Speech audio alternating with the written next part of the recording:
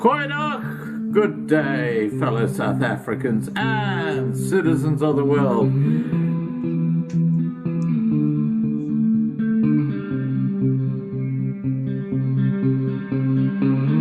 I've been looking around for salvation. I've been looking around for the truth. All around me I see frustration, and I looked all over till I found you. I sit and listen to your stories, and you're telling me, please don't worry.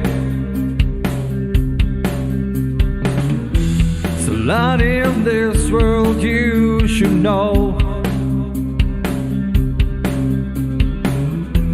and love in life is where you should go.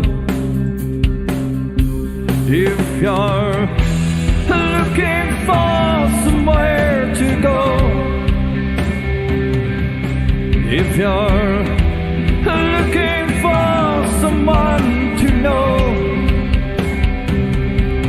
if you're looking for someone to guide you, then love in life will guide you.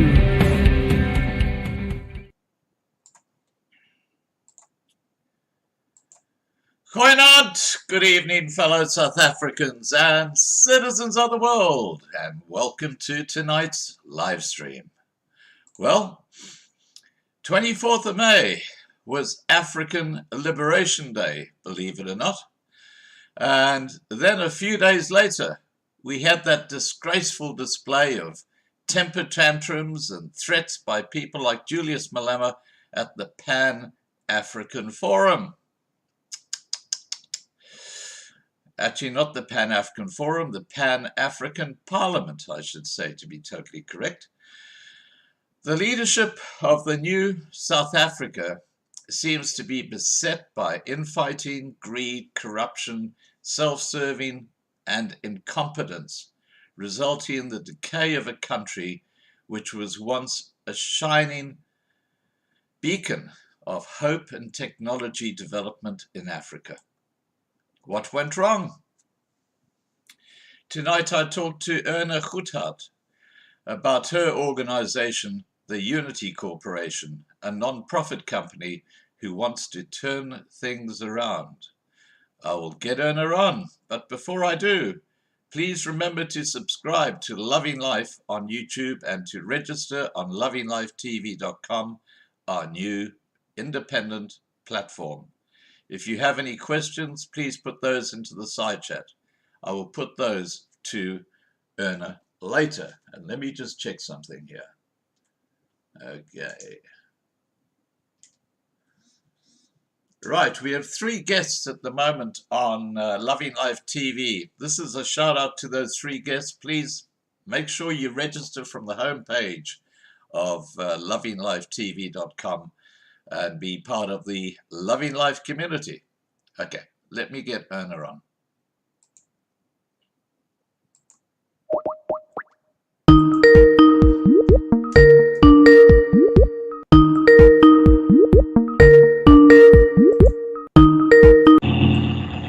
Hi, good evening, Scott. Hi, Erna, how are you? I am very well. It's just cold. It looks like you're rugged up. Yes, I am. And but you know what? We've got one thing to be grateful for. We don't have load shedding tonight. That makes a change, doesn't it? Absolutely. We've got a lot to be grateful for. Yeah. Actually, it's funny you should say that, because I was watching this complete charade unfolding around De Ruyter and the allegations that he said racist things to senior members of his management team at Eskom, which were completely thrown out the window by the people who were investigating it. And it just reflects how crazy the situation in South Africa has become. But Yes, let, it's let's sad. let's get on to our topic tonight. And our topic That, tonight is the Unity Corporation, which is a non-for-profit organization that you've established back in April 1998. And can you tell us about the background leading up to the development of the Unity strategy? absolutely. It would be a pleasure to tell the viewers where this all started. Okay, I was born in Holland and we came to South Africa in 1969, way back. And so we came to this country, but I'm getting ahead of myself. I want to go back to where this all started in my childhood. I had a rough patch when I was in my mom's womb. She had a car accident with me at 7 months pregnancy, Oh, wow. and my birth, yeah, it was really hectic. And she spoke, all the people around me spoke this fear of life and fear of death over me. And then my birth was very difficult. And very shortly after my birth, but before the age of 2 or 3, I was abused in a couple of ways. And this reflected and had a huge influence on my life, which my parents could never understand because I was very rebellious, especially towards my mom. We had a very rocky relationship. And of course, I got more hidings than food. And so in my later years in South Africa, I started researching this type of behavior because I just knew in my heart this had to come from somewhere. This is not normal. And so I started investigating this whole thing, and I realized, and I looked at other people's behavior as well, and I realized when you have been hurt in your life, when you've been abused, when you've been neglected or rejected, what do you do when that happens to you? Many people, they want to retaliate, Scott. Yeah, That's not making any sense. absolutely. So now I started looking in those later years, and that was before 1998. I started looking at everything that we are experiencing in South Africa: corruption, HIV/AIDS, crime, all of that. And many of those issues have at the root hurt, rejection, abuse, neglect. Just to mention a small example that might not seem so small, but if you are bullied at school and called names and people gossip behind your back, you pick that up as rejection and hurt. Yeah, And you either withdraw or you retaliate in some way or the other. fight or flight. So, absolutely, that's it. That puts it in a nutshell. So, depending on the people involved, your personality, and the situation, you would either, withdraw into a shell and not say anything. I mean, due to my background, if I had to do a meeting like this, I would have blushed 10 shades of red and I wouldn't have been able to say a word.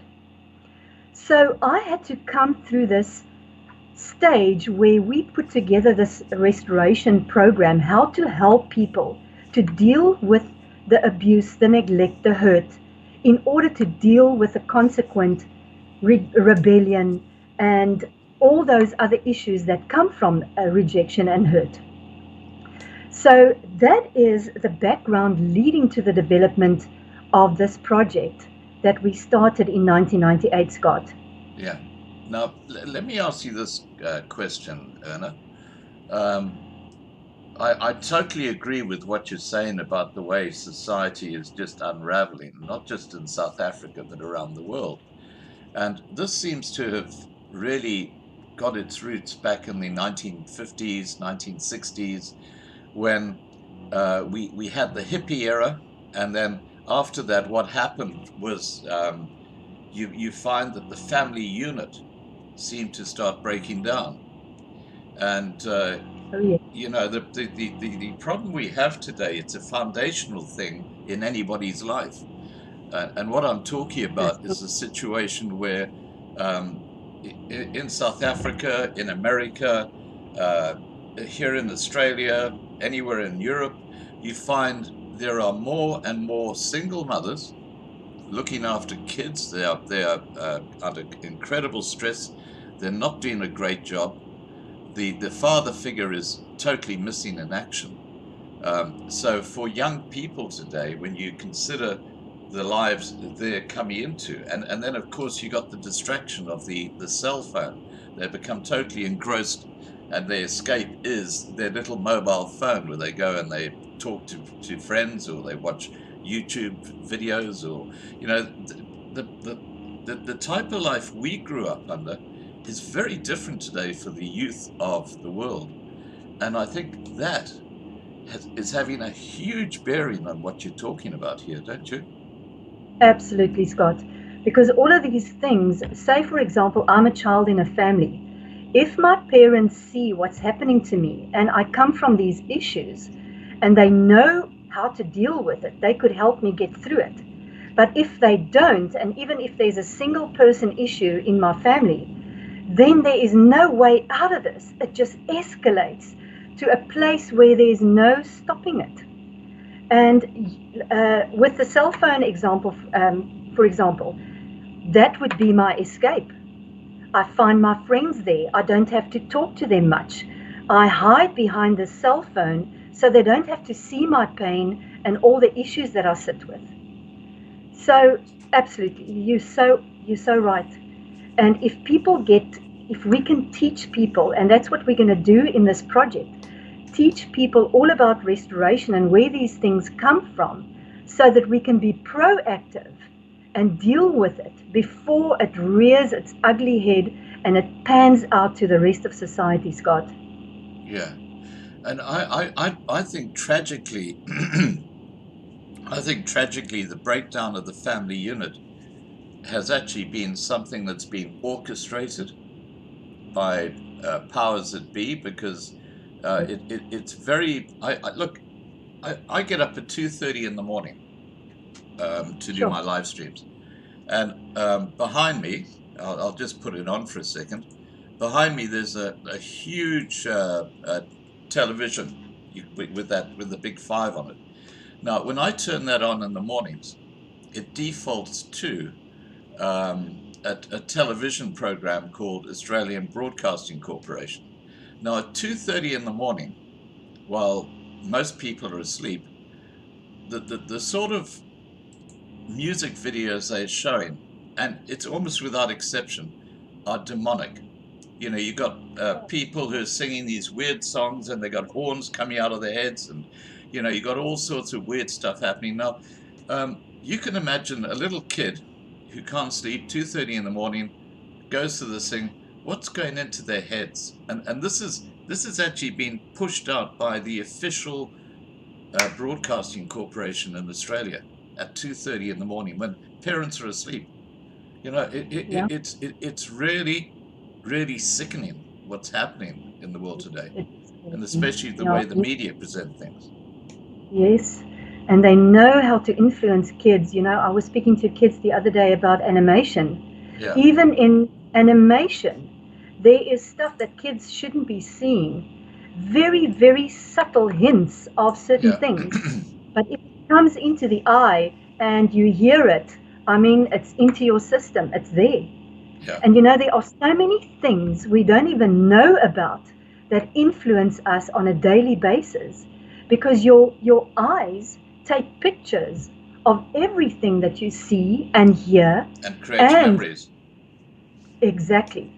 And that is like, you know, at the back of your eyes, it's like you have a television screen. It catches everything. And that has to come out at a certain stage and manifest itself. So you have to be so careful what you listen to and what you watch and what you read even. Well, you know, it's got so ridiculous now. The old Barbie doll. Remember the old, I think it was Ken and Barbie or whatever. Now you've got a gay Barbie doll. You know, and this has been given to kids who are 3 years old. No wonder they're so friggin' confused. No, it's true. Yeah. That's the message they get. And you know, if a child gets that in his or her foundational phase, that's what you tend to crave. You know, and I'm saying this with all due respect, I used to do counseling and work with a family with 7 ladies, 7 daughters, and unfortunately their father was deeply drawn into alcohol abuse. That's what they saw for their entire lives. And when they grew up and were seeking for a husband, all 7 of them eventually had husbands who were alcoholics. Wow. So this is crazy stuff. And it's so real, Scott. It's everywhere. But, you know, I have to say, Erna, that I believe this has actually been orchestrated. I don't think this is just an evolution in humanity. I think that the New World Order, whatever you like to call it, they're actually orchestrating the breakdown of the family unit, because that way, once you break down the family, you've got less people who are going to be actually fighting back against you when you do that final stage of taking over countries, and because there'll be the people will be just so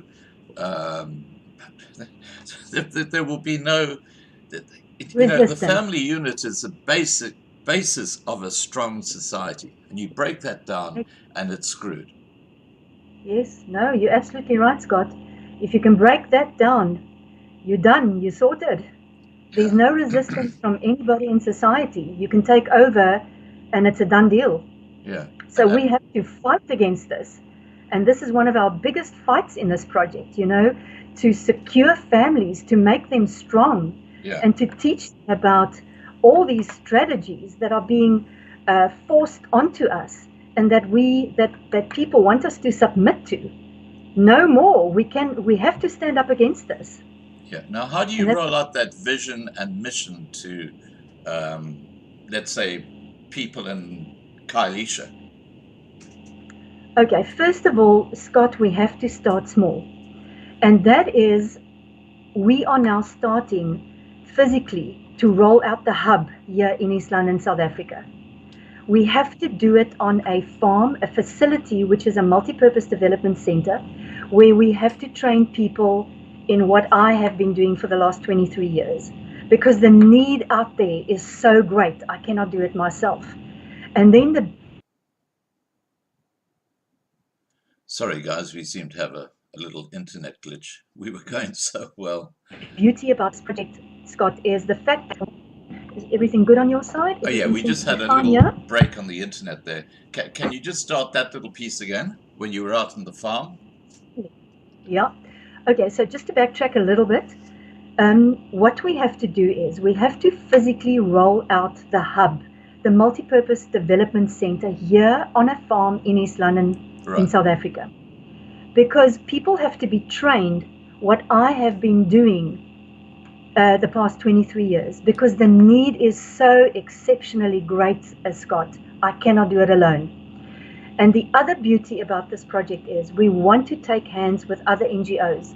There are many beautiful NGOs raised up all over South Africa that we want to lock hands with. Because if we do it together, we're going to be so much stronger.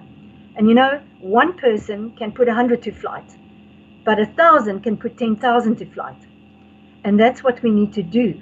We need to stand in unity. That's why this project is called the Unity Corporation. So on this farm, we're going to, in the process of, well, we're trusting for the funding, and that's what we're busy with, to raise funds to train these people, say, for example, between 5 or 10, and then as soon as we are ready, we're going to multiply the whole strategy, say, to the Khayelitsha area, as you suggested, so that we can start building relationship with those people in Khayelitsha, show them what this is all about, and give them the opportunity to become a part of this. Right. Now, you mentioned funding. Have you had any support at all from the ANC government by way of either funding or by offering you land? Because they have got a huge amount of state land. I do realize that, Scott, and I have to say no. Okay. Although we have been to see 3 ANC presidents, that has not happened. But yes, that has not happened. Yeah, well, so, look, I can tell you, you're pretty much in the same boat as everybody else. I'm sure. You know, they're so blooming self-serving. But anyway, that's a story for another day. Um, so let's get back to the root causes of you know, why society around the world, and let's take South Africa as an example. Uh, the the root causes, and let's get into how do we go about the restoration process. Right. Let's take, for example, corruption. Normally, what happens is, and I'm generalizing, and please, I just want to emphasize this project operates outside of politics. And this is for everybody to be restored. Yes, for people in politics, but it first starts out with the individual. I had to go through this so that I can give it to other people. So now, like I said, let's use corruption. If you come from a background where you feel inferior, you feel insecure because you haven't had a dad being part of your whole phase of growing up. You had a single mom looking after you, and it's been really tough. So you didn't have a father figure.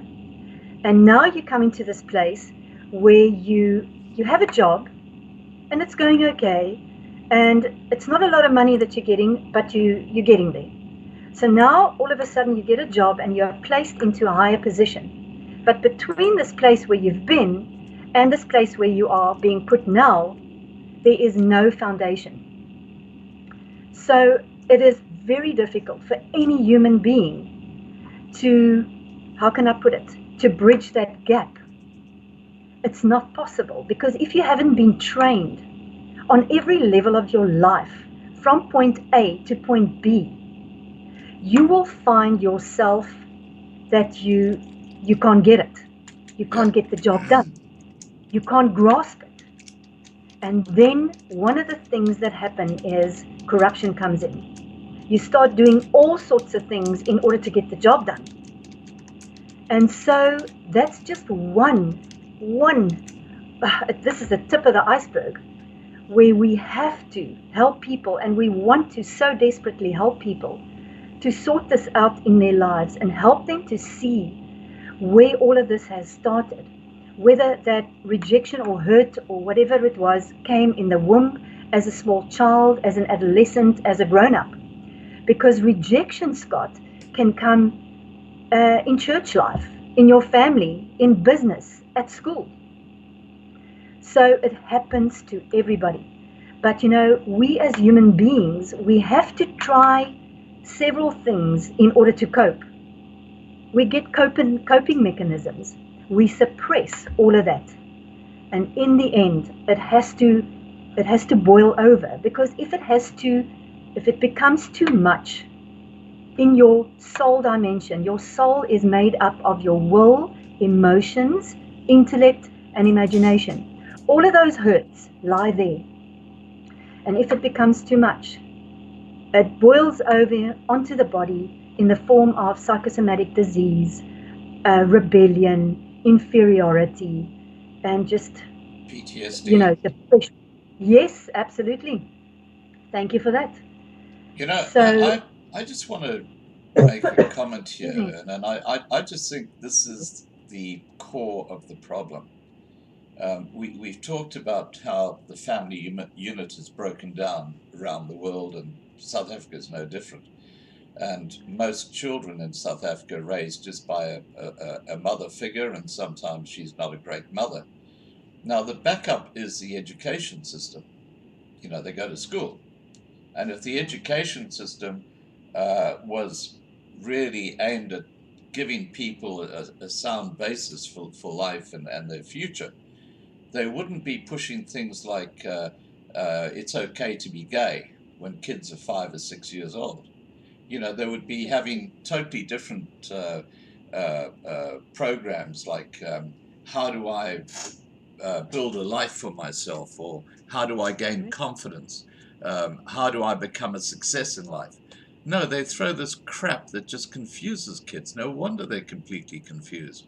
How do we actually turn around the indoctrination at that base level for kids who have got absolutely no family life. Their family life is a disaster, because the education system, as I said, is like a fallback position, and that's been abused once again by the very people we talked about earlier, the New World Order, who are pushing in these programs which are just aimed at confusing people. How do we turn that around and get the South African government to say, okay, get rid of all this sex education crap, let's put in positive stuff that can actually teach our kids how to make a future for themselves? Because I think that's where we need to aim. Absolutely. Just to get back to family life, if parents are trained what causes wounds and hurts in kids and what opens doors to demonic infiltration and manifestation in their lives, it will be a very good foundation. And then in South Africa, we are standing up against these things that are being pushed by an agenda, and it manifests in the education departments. The other thing, in the Unity Corporation, we are going to provide children with sound teaching, sound training, and with a foundation where we walk with the parents in order to train them up in ways of purity and righteousness, and where they can see this from a young age, and where it is really depicted in every subject. Yeah. No, I don't want to sound like a Bible basher, but, you know, when I went to school, I was lucky. I went to a boarding school called Michael House, and the whole foundation of that school was the church. You know, we went to church every day. We had Bibles, and we had Bible classes, and, you know, we had a good Christian foundation which gave us a sound moral compass. Don't you think having basically a Christian program, or a religious program brought back into schools, would go a long way in actually giving those kids some kind of direction when it came to morality? Because that's completely missing, isn't it? Yes, and it is being pushed out of schools. Unfortunately, it is such a sad situation, and I agree with you completely.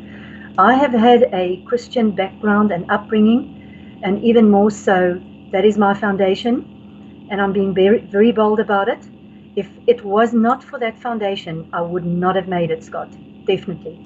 So yeah, we have to keep on pushing and standing on this foundation and standing for those Christian principles, for sure. Yeah, no, look, I just don't see how otherwise it can work. Now, you mentioned talking to 3 presidents, ANC ministers, etc., and your own journey of healing. Do you want to just expand on that a bit? Certainly. As I mentioned before, you know, a number of things happened to me when my mom was pregnant with me, Yeah. and my birth was very difficult. And so I grew up as this very rebellious child, getting a lot of hidings, and my parents never knew where this came from. And I came to a place in my life, this was like in 1998, where I just had enough. I wanted to commit suicide many a time because I just couldn't see, you know, where this was going to lead. I had no hope. I was so hopeless, and I could not see a future for myself. And so then we started putting this program together, and it eventually led to me starting to work in a prison here in East London. And when I presented this to the leadership, they were absolutely adamant. This had to go to the ministers, especially of justice, correctional services, and police at that stage. And that is what we did, Scott. At that point in time, I went to former President Thabo Mbeki. I met him briefly in the Transkei at a function there, and I proposed that he looked at it. I sent him the email, but unfortunately I didn't hear back from him. And then I was introduced to Tata Madiba's family, Nelson Mandela, and I had the privilege of meeting him 1 year before he passed away. And he got a copy of this project, and he was just blown away. And he could only say, is this for me? Is this for me? and he was just like amazed. But unfortunately, he was already, well advanced with his illness, and he passed away a year later. Then we went on this journey to see former President Jacob Zuma, and we had the opportunity to see him in Nkandla at various stages, amongst other places, and to tell them, dear gentlemen, we need to look at our nation and where we come from, and the roots of where all the issues in our nation come from. Otherwise, we're not going to get rid of all the issues, especially crime. And yes, they listened, Scott. And I don't want to make assumptions. I cannot say why they did not choose to implement this. But we do know that, they have their own agendas, they have their own strategies that they have to run, and I do believe it was difficult. So we are now at this point where we have to raise up this hub and start. And we cannot wait for politics to be turned around. We have to start, because there's such a great need. And the country is crying out to be comforted and to be healed. We cannot take it anymore. You know what's turned things back about 10 years is the lockdown. I mean, what's happened during the lockdown, the isolation of kids in their formative years, that's had a huge negative impact, and it's going to make your goals so much harder to achieve, because you've got kids in their 14s, 15s, 16s who would normally be interacting with other kids who have been in isolation, and the number of suicides I hear amongst kids that age is absolutely extraordinary. And now we hear that the man who's been I guess the puppet master behind the lockdown and wearing the mask and stuff like that, I call him Dr. Death, but some people call him Dr. Fauci. It turns out that he has been lying all along about the origins of this virus and his organization's funding of that Wuhan laboratory where the virus actually originates from. And he's the guy in America who's been central to what we around the world have been going through. I mean, this is, you can't make this shit up. It's atrocious, really, and people have to be brought to task. This has to stop, really. And to get back to your first statement, you are so right about children being in isolation and not seeing their friends and be able to play outside. I've spoken to a few kids saying that they were absolutely so fearful. They became so fearful during lockdown because, even, the parents didn't know what to do. Yeah. Where is this going to lead to? The parents couldn't even answer the questions that grown-ups ask. And kids were looking to grown-ups to say, but, where's this going to go? When are we going to see our friends again? Will we be able to study again? Where's this going? And, that only exacerbated this whole thing of people being so hopeless, having no vision, being fearful of their futures. So yes, our task is even bigger. But I just have to add, we're going to start small, in small groups. And, families are very important. Yeah. And so this is going to pan out as soon as possible to families in order to strengthen them and to give them hope for a future. Right. Now tell us about the hub and training facility, the participants, the mentors, the self-sustainability, the Unity program. Just give us some of the detail of that. Okay. We are trusting to purchase a piece of land here in East London in order to raise up this facility. We want to do it as simple as possible and then become self-sustainable so that we can have all that we need, fruit, veg.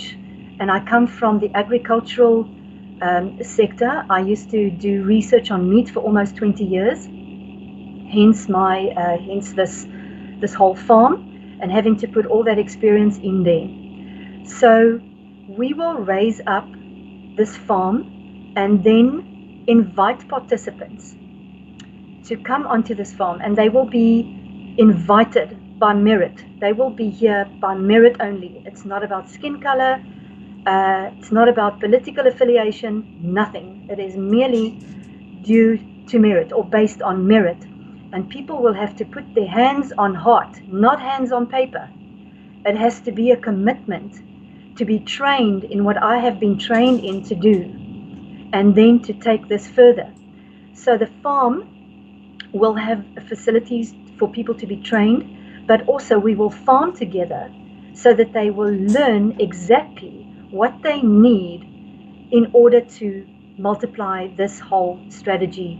For example, to your previous example of Khayelitsha. Right. Well, it's interesting you're talking about this, because I know of a bunch of people who are trying to do exactly the same thing in different parts of South Africa already. You know, they're looking at setting up farms and setting up communities and stuff like that. But the focus, I guess, is slightly different in that they're trying to provide an escape for victims of BEE who landed up in squatter camps. And, you know, I have my own views on BEE, but I think that's just an appalling reflection on how this ANC government are running South Africa. But let's get back to the focus areas of the Unity Project, and that is restoration, education, economic empowerment, and sustainable farming.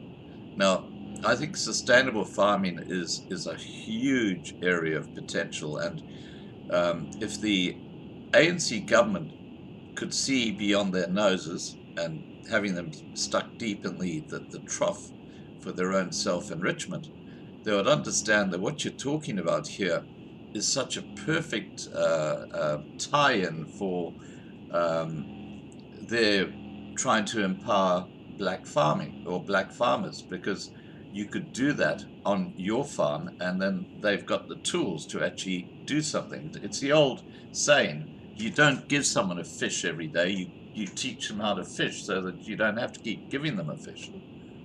Absolutely, you are so right. And yes, I have said this to ANC ministers, etc., that this would be a wonderful way to train up their farmers, because they need training. And the other thing is, you know, I don't know everything, so I need mentors as well.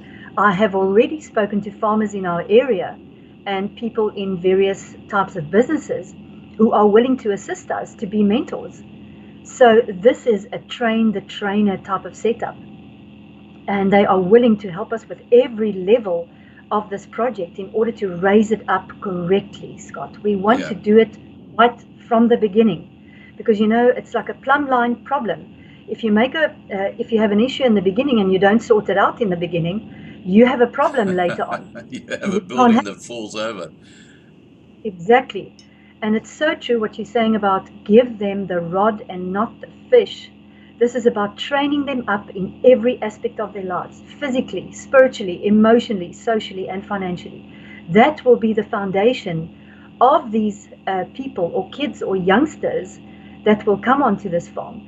But first and foremost is to take them through the restoration process. Because, Scott, the thing is, if you don't deal with the issues in your life, your view of life, of yourself, your calling, of people around you is going to be skewed forever. And you have to sort that out first. It has to be aligned. And it has to be aligned with the right stuff, with righteousness and justice and truth. I think your biggest challenge, seriously, is going to be able to get the ear of someone who's got that position in government. Because I can only tell you that I have hundreds of live streams, and a lot of them are talking to people who work in the charity area. They work in different organizations that are trying to reach out to government, and they all say the same thing. You know, we speak to Minister Bekesele, and he makes promises. Yes, send me an email, and they send an email with setting out the whole thing. Never ever get a response. And they can send reminders, but then no one ever replies. It's like a complete disconnect between the people and what they're supposed to be doing. This is the biggest problem, and I don't know why one of the advisors, at least in one of the ministries, is not saying, hey, you know, guys, if someone sends you an email, just have the respect to send an email back, because you are public servants. But they don't. They just ignore them. Yes, yes. And I'm not going to assume why they do that. But Scott, we know that we know. We have to do it first, and it will pan out to government or wherever. But the need is so great, we can't wait for government. We have to do something. And Yeah. this is it. It's So yeah, we're not going to moan about what's going on in our country, and with all due respect to everybody else, we have to do something. And we know we have the strategy, and it is foolproof. I've gone through it for 23 years. right. And I know it is sound, and it is good, and it gets you somewhere, because Yeah. we have to raise people in their callings. Everybody that's listening to this or viewing this, everybody in our country and in our nation and in this continent, we have callings all over the world, and they have to be realized. And this is my job, to help people to sort out their lives, take them through restoration, and make them realize their callings through this project. And even if we don't have the ear of government, it's fine. We're going to get going. Yeah, look, I get it. I love what you've just said, but it's a sad indictment on this ANC government, that they just don't seem to understand that your project could do so much to benefit South Africa. Tell us about the benefits to South Africa. Well, there are so many. Imagine this, Scott. If everybody in this country has sorted out their issues, they have realized they know what their callings are, they operate in these callings, they are effective and happy, and this country is running in unity. Imagine that. Yeah, makes me I can think only of that say wow. old Beatles song, Imagine.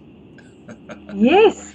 Wasn't And that you know was what? who was it who sang that? Uh, Ringo Starr, wasn't it? Isn't it Ringo Starr?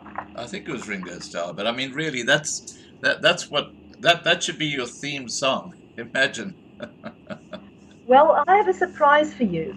I think I'm trying to page to it now. I have to get to it. Forgive me, viewers. I just want to get to it.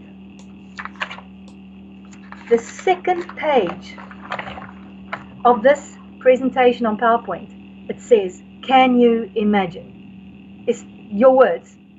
Yeah. Can you imagine? If I can share a couple of pointers. Please do. South Africa with drastically reduced crime and corruption, and prisons used as rehabilitation centers. Citizens assessed, restored, trained, and employed according to their callings. Reduction of physical ailments, for example, HIV/AIDS. A cohesive, respectful, law-abiding society. Drastic decrease in the abuse of women and children. Drastic reduction of environmental crime. Implementation of value-based curriculums. There you go, Scott. Yeah. In schools and tertiary education. Drastic reduction of unemployment, inequality, and poverty. And yes, I've mentioned here below, the above mentioned are radical statements, but by restoring our hearts and our identities, all the objectives are achievable and will result in a restored nation. Can you imagine? Yeah. Actually, it was John Lennon. People in the side John chat had Lennon. corrected me. It wasn't Ringo Starr. But, Great. Thank you. But really, So, that yes, song kind of sums up where you're trying to go. you got it. Yeah. Absolutely. Now, So, now yeah. tell me about community partnerships and working with NGOs, and where you're at with that, because obviously this is something you can't do alone. No, it's way too big.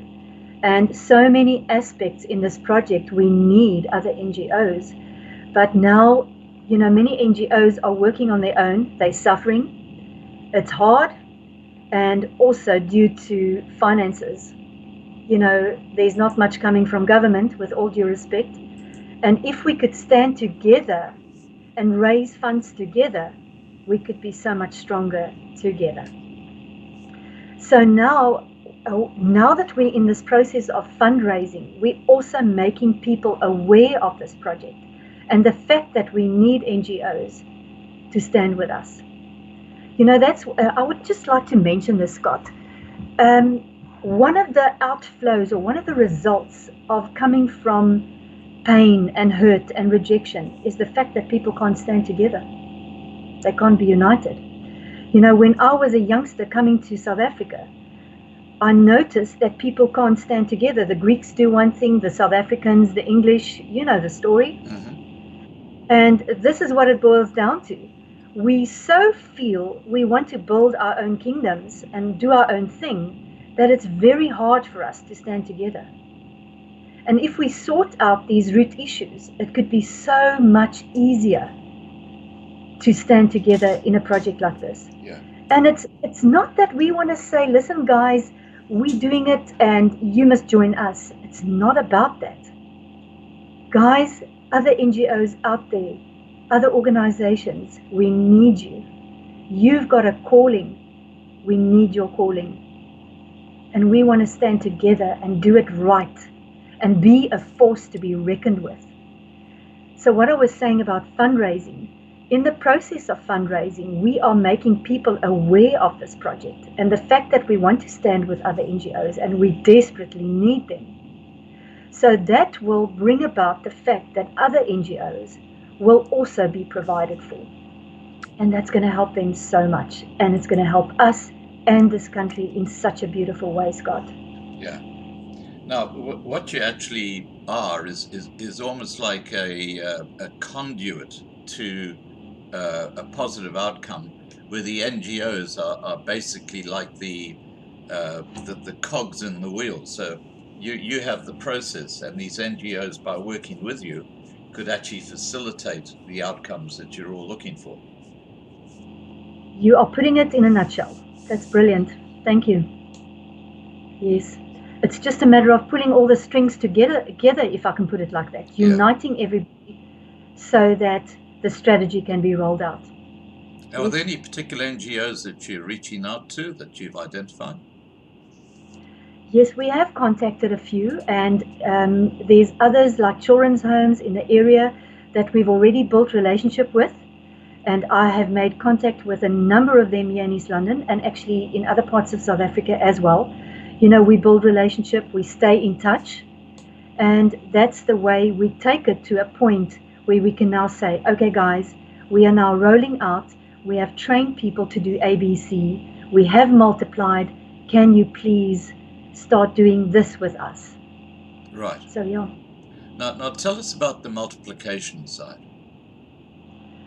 Okay, like I said previously, it is very necessary to train people up to do what I've done for 23 years and then multiply it. And I've met with numerous people all across South Africa that have been given this vision of having safe places like this, and where people can come and they can be trained, taken through restoration, etc. So now we stay in touch with those people as well, so that they can become part of the training process. They can come here, they come through the training process and they go back to where they are and where they come from, and that helps us with the multiplication process. So as soon as we are ready and the people go back to where they come from, and even other areas, we place people where the need is great, where there aren't any, like, those safe places, like for example Khayelitsha. We then get a facility and we can multiply it then. Hope that makes sense. It does, yeah. Now, you've talked about funding, and you've talked about obviously publicizing what you're doing. You're reaching out at the moment to the international media, aren't you? Have you had much success there? Well, actually not yet.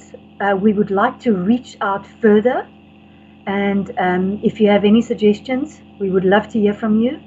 We're teachable, so bring it on. America, Europe, wherever, and even South Africa. But we really want to reach out to the international media on whichever platforms. Yeah, well, look, I have some bad news for you. The international media are fake news. They have their own agendas. They don't cover real news. Look, this is blatantly obvious when you look at what's happening around the world and what they're covering. Um, I'm going to use one example of what I'm talking about here, and that is during the entire term of Donald Trump's presidency, a major news broadcaster called CNN, in every single stream or every single program they had, they went around bashing Trump. There was some huge news happening, and it was just ignored. That their whole focus was, and this is a problem because they have their own agenda, and if you don't fit into that agenda, you can have the most incredible project, but it'll be sidelined because they've got something else that they're trying to push out to the masses of people. This is the tragedy, and of course, now with social media, and you're going to be building a Facebook page, but because of what you do, you'll be fairly safe. But a lot of people who've been on Facebook in the past, I've seen this on YouTube. I've had 2 channels taken down by YouTube, which is Google. The amount of censorship that's actually taking place now on these alternative media social platforms like Google, YouTube, Twitter, Facebook is quite extraordinary. And I'm going to use the example of the what happened with COVID-19 again.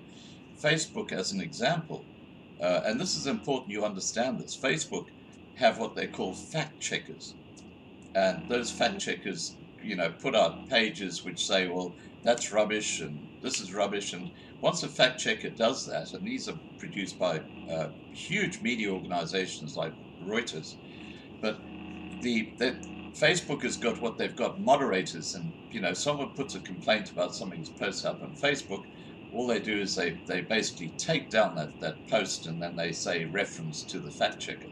It now turns out the people who've done the fact checking are funded by the vaccine companies. Oh my goodness. Yeah. Now this is how absolutely feral the mainstream media and alternative social media platforms have become, and that's why we have our own platform called lovinglifetv.com, where we can produce completely independently. I've put up some videos on there which basically exposed the scam with Dr. Fauci and the vaccine weeks ago, but people who dared put that up on YouTube before it became common knowledge had their channels taken down. Yeah, this is what's going on, and it's a sad reality. So my advice to you to try and get exposure is to get your own website out there, and I know you're doing that. What is the name of your website? Have you actually launched it yet? Because when I looked, it was just a single page. No, we haven't yet. We had to be under the radar for many years, and now we are coming to the surface. So yeah, we're going to go big. And we have registered a YouTube channel, and we've got Facebook, so we're going to get going on that. And the sad thing is, we know this is what people need. This is what nations need.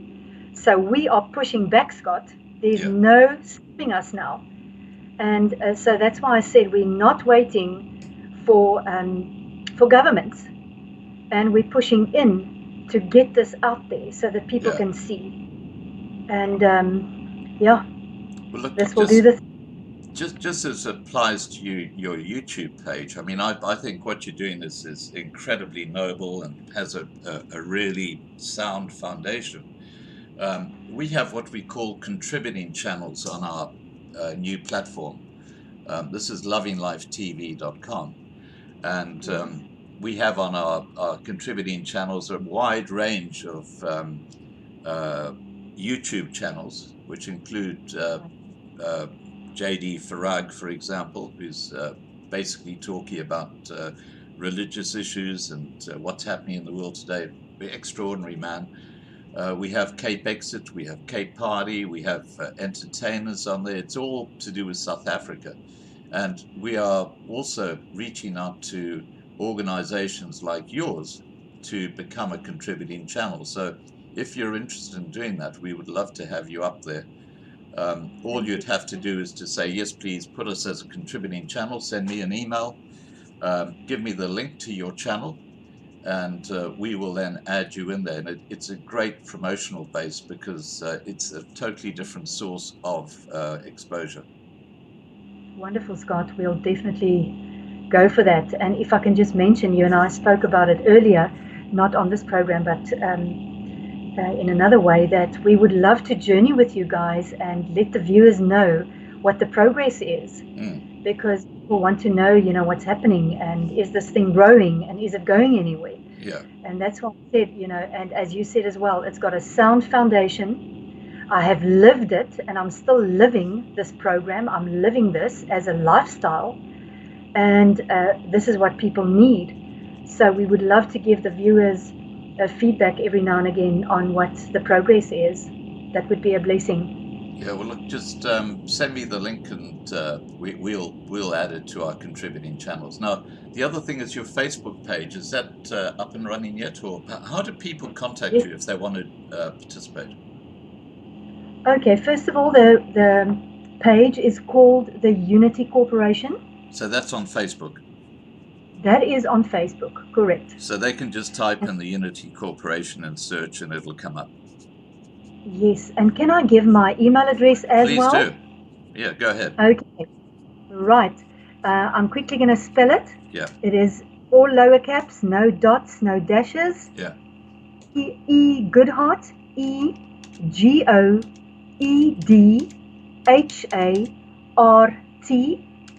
at lantic.net.